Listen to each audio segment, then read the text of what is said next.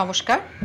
Cinema for a কজের উপস্থাপনায় এটা একটা অনুদৈর্ঘ্যের চলচ্চিত্র বলতে পারি। সুগার ড্যাডি কথাটা বা এই নামটার মধ্যে বেশ একটা অন্যরকম ব্যাপার আছে।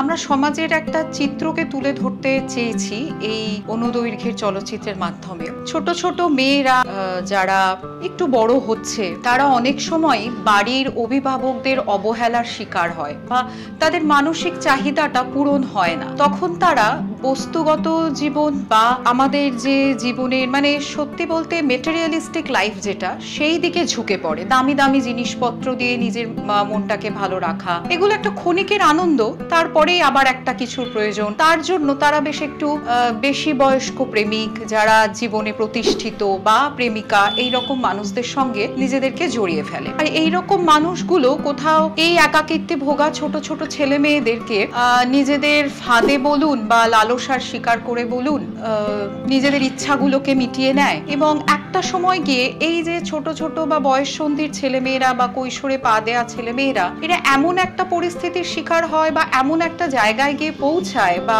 এতটাই দূরে চলে যায়, তখন আর ফেরার কোনো রাস্তা থাকে না। আমরা এই পরিস্থিতি একটি ছোট্ট মেয়ে মিলি, যার মা রুমি, উনি একজন একাই অভিভাবক। তিনি কিভাবে নিজের জীবনটাকেও জড়িয়ে ফেলেছেন একটা অন্ধকারের মধ্যে, এবং সেই ওনার অন্ধকার জীবন থেকে যে মেয়েটিও ক্রমশ অন্ধকারাচ্ছন্ন হয়ে পড়ছে এবং সেও ভুল পথে নিজেকে চালিত করছে, সেইটাই আমরা এই সিনেমার মাধ্যমে তুলে ধরেছি। অবশ্যই এখানে শ্রী অভিষেক গাঙ্গুলিকে ধন্যবাদ আমি জানাই, সমস্তটাই ওনার কৃতিত্ব।